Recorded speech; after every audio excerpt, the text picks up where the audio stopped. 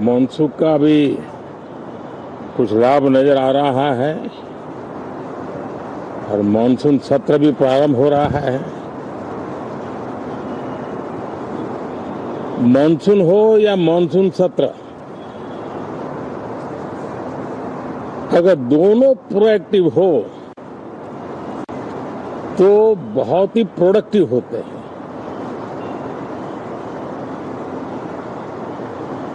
और दोनों को प्रोडक्टिव होते हैं तो देश का कल्याण होता है, जीव मात्र का कल्याण होता है। और इसलिए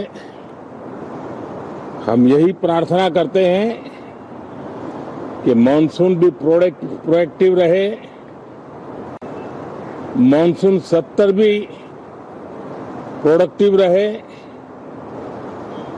साथियों, पिछले एक महीने में देश ने अनेक सिद्धियां प्राप्त की है और देशवासी गर्व से भर जाएं, इस प्रकार की सिद्धियों का सिलसिला चला है। चाहे राष्ट्रीय हो, अंतर्राष्ट्रीय हो और अब तो अंतरिक्ष भी हो, एक प्रकार से भारत के लिए गर्व के पल रहे हैं। पिछले वर्ष मानसून सत्र के ठीक पहले भारतीय नागरिक इंटरनेशनल स्पेस स्टेशन पर पहुंचा था और कल ही परसों भारत का एक युवा स्टार्टअप, उसने बहुत बड़ी सिद्धि प्राप्त की है। विश्व के कम ही देश हैं जहां इस प्रकार से प्राइवेट साहस हुए हैं और भारत के युवाओं ने अंतरिक्ष में नई उड़ान भरी है। बहुत बड़ी सफलता है। और ये जो स्काईरूट स्टार्टअप है, उसमें जो नौजवान काम कर रहे हैं, मुझे बताया गया उनकी पूरी टीम की जो एवरेज एज है वो सिर्फ 28 साल है। ऐसे नौजवानों ने ये काम करके दिखाया है। मैं किसी 56 साल के नौजवान की बात नहीं कर रहा हूं, मैं देश के ये स्टार्टअप ने 28 के एवरेज वाले नौजवानों ने अंतरिक्ष में भारत का झंडा गाड़ दिया है। उनको तो बधाई है ही है, लेकिन ऐसी बातें जो हैं जो भारत को आत्मविश्वास से भर देती है। विश्व में भारत का प्रोफाइल सर्वमान्य, सर्वस्वीकृत बनता जाता है। साथियों, ये संयोग नहीं, ये एक संदेश है और बड़ा मजबूत संदेश है कि हमारे देश के युवाओं की क्षमता और उनकी आकांक्षा अंतरिक्ष जितनी असीम है, इससे बड़ा संदेश देश के लिए कोई और प्रेरणा नहीं दे सकता है। साथियों, जो रिफॉर्म एक्सप्रेस पर सवार होकर के आज देश चल पड़ा है, उसी का नतीजा है कि भारत के नौजवान इतना बड़ा साहस कर पाते हैं और सफल भी हो रहे हैं। साथियों, पिछले दिनों राजस्थान में बहुत बड़ी ऑयल रिफाइनरी देश को समर्पित की गई। पिछले कुछ सप्ताह पहले एक सेमीकंडक्टर प्लांट यानी तीसरा देश को समर्पित किया गया। अभी कुछ दिन पहले ग्रीन हाइड्रोजन से चलने वाली ट्रेन, और विश्व में बहुत कम देश ऐसे हैं कि जिनके पास ये सुविधा है, लेकिन भारत ने जो हाइड्रोजन ट्रेन देशवासियों को समर्पित की है, वो सबसे ताकतवर इंजन वाली है और सबसे लंबी है। ये अपने आप में भारत के वैज्ञानिक, भारत के इंजीनियर्स, भारत के इनोवेटर्स, भारत के उद्यमी, भारत के श्रमिक, ये जो एक लक्ष्य लेकर के देश के लिए जी रहे हैं, देश के लिए काम कर रहे हैं, उसी का परिणाम है। साथियों, हम भली भांति जानते हैं और पूरी दुनिया चिंतित भी है, लगातार कहीं न कहीं युद्ध की स्थितियां बनती रही है। पश्चिम एशिया के युद्ध के कारण भारत जैसे देश जो एनर्जी के लिए औरों पर डिपेंडेंट है, उनके लिए ये पश्चिम एशिया का युद्ध एक बहुत ही बड़ा संकट का कारण रहा। पेट्रोल, डीजल, एलपीजी, फर्टिलाइजर,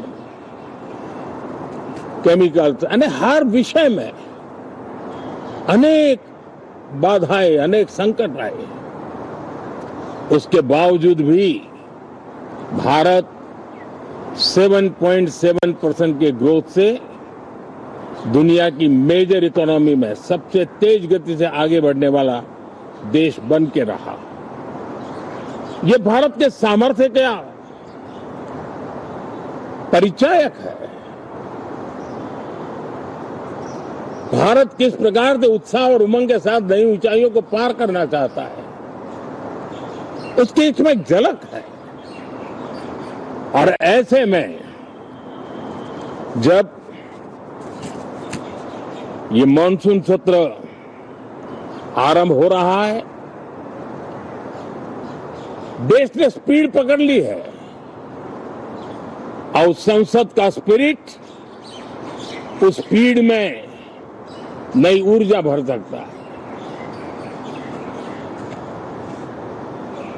सकारात्मक स्पिरिट राष्ट्र के लक्ष्यों को प्राप्त करने के लिए बहुत आवश्यक होता है।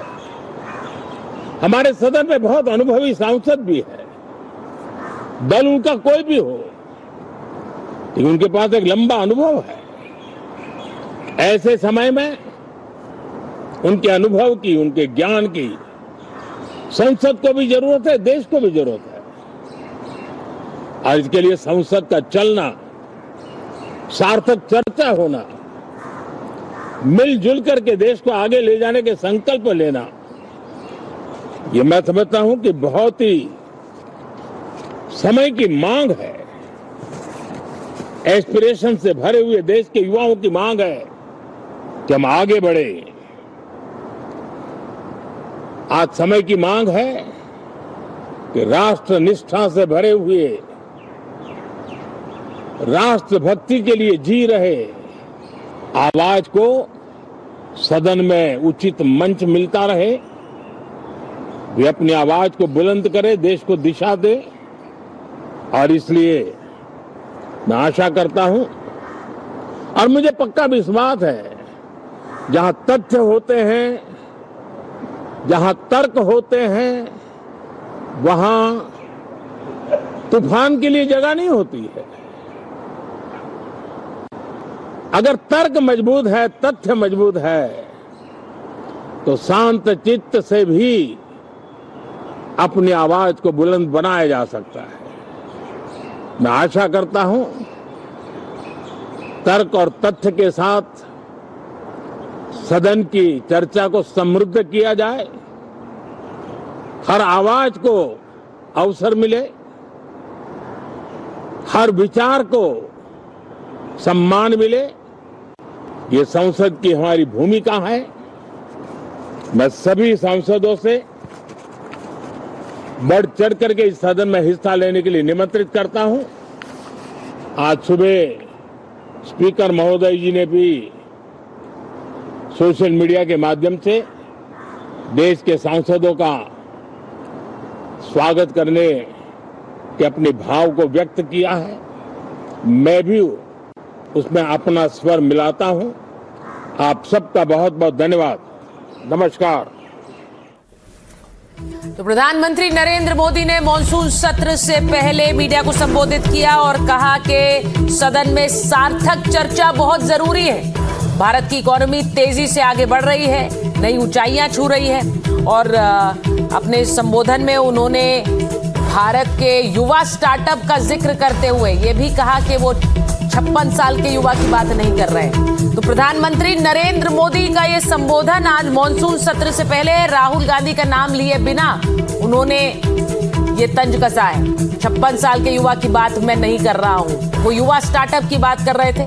और प्रधानमंत्री नरेंद्र मोदी ने आज कहा कि ये सुचारू रूप से सत्र चले, उससे आने वाले समय में सभी को लाभ मिलेगा। तर्क के साथ बातें रखी जाए, ये आग्रह किया। और ये जो स्काईरूट स्टार्टअप है, उसमें जो नौजवान काम कर रहे हैं, मुझे बताया गया उनकी पूरी टीम की जो एवरेज एज है वो सिर्फ 28 साल है।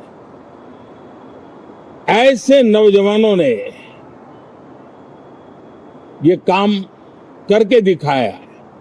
मैं किसी 56 साल के नौजवान की बात नहीं कर रहा हूं, मैं देश के ये स्टार्टअप ने 28 के एवरेज वाले नौजवानों ने अंतरिक्ष में भारत का झंडा गाड़ दिया है। उनको तो बधाई है ही है, लेकिन ऐसी बातें जो हैं, जो भारत को आत्मविश्वास से भर देती है,